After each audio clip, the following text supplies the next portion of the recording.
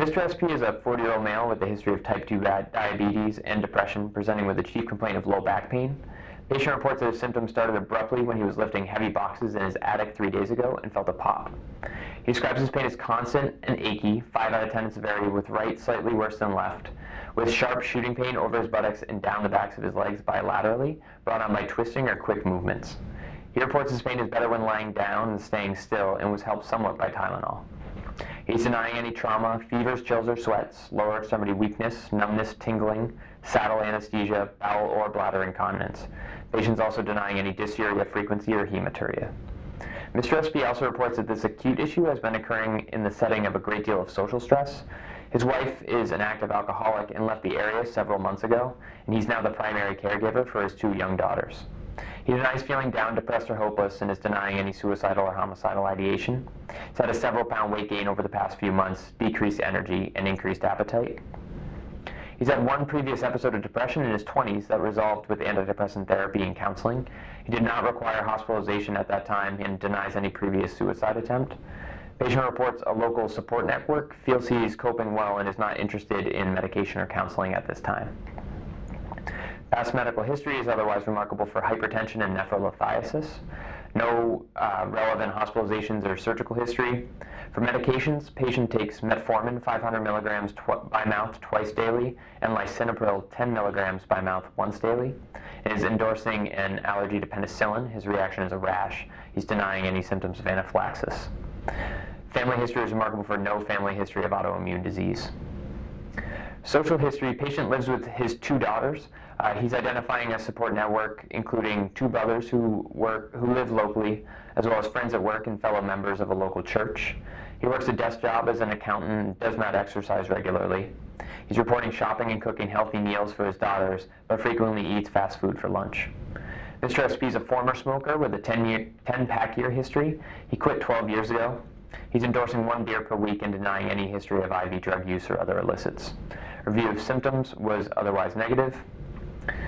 On physical exam was remarkable for vital signs within normal limits and a calculated BMI of 33. In general, the patient's known to be well-appearing, obese male, sitting somewhat stiffly, bolt upright in his chair, and moving very stiffly to the exam table. Cardiopulmonary exam revealed regular rate and rhythm without murmurs, rubs, or gallops. Patient's breathing comfortably and his lungs are cleared auscultation bilaterally. Abdominal exam showed an obese, soft, non-tender, non-distended abdomen. There's no CVA tenderness. Musculoskeletal exam revealed no scoliosis, lordosis, or kyphosis. There's no tenderness to palpation over the lumbar spinous processes, but the paraspinous muscles in the lumbar region were in palpable spasm. Lumbar flexion was limited to 80 degrees with the patient reporting pain. No pain was elicited by lumbar extension. Lateral motion was limited to about 30 degrees bilaterally with the patient reporting pain on the contralateral side. Straight leg raise and Faber tests were negative bilaterally. For his neuro exam, motor strength was 5 out of 5 and sensation was intact to light touch, as well as sharp dull on his lower extremities bilaterally. Reflexes were 2+ and symmetric at the brachioradialis, biceps, triceps, patella, and Achilles. His toes were down going bilaterally. Patient's gait was stiff, but his base width, stride length, and turn were all within normal limits. On mental status exam, patient's well kept with good hygiene. His motor movements were within normal limits without any obvious retardation or agitation. His affect was appropriate and his mood was, quote, okay. His speech was clear, his thought process was linear. He was not responding to internal stimuli, and he was also denying any suicidal or homicidal ideation. Insight and judgment were both fair. According to the chart, the patient's last hemoglobin A1C was 7.1 6 months ago. His Chem7 was normal at that time. No other relevant labs in the record. A chart review revealed his vaccinations are up to date, except for his tetanus, which he last received 11 years ago. So by way of an assessment, Mr. SP is a 40-year-old obese male with a history of type 2 diabetes and depression who presents with a probable lumbar strain in the setting of increased psychosocial stressors. For a plan, so for his back pain, lumbar strain is by far the most likely etiology given the history and physical exam. The episodic shooting pain down the backs of his legs could be the result of a herniated disc, though this is less concerning in the setting of a normal neuro exam. Currently, there are no clinical signs suggesting less likely, more serious etiologies such as spinal stenosis, infection, malignancy, or Codd-Aquinas syndrome. There's no indication for imaging at this time as the patient is without any red flag symptoms. Plans to do conservative treatment with ice heat, meloxicam, and cyclobenzaprine. We'll stress the importance of good lifting technique and remaining active while avoiding straining.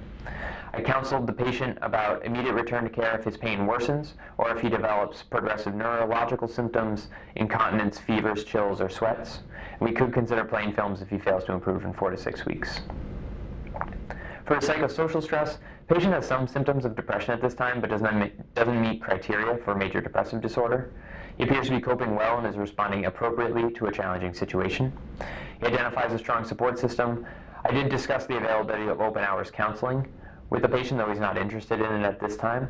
And we'll see him back in a month to follow up. If his symptoms have worsened, we can certainly consider having a discussion again about restarting pharmacological therapy. For his obesity and type 2 diabetes, we'll counsel some dietary modification and regular exercise as he's able. And with his last A1C 6 months ago being slightly above goal, we'll recheck his A1C today. For his hypertension, his blood pressure was at goal today. He's on lisinopril, so we'll recheck at Chem 7. And for his routine health maintenance, patients due for a one-time Tdap today, and then a TD booster every 10 years. Otherwise, he's up to date. His screening lipids are also due, so we'll provide him with a lab slip for all the lab work we're doing today. And we'll have the patient schedule a complete physical exam in 1 month to follow up his routine diabetes care, hypertension, lab results, and psychosocial stress. Thank you.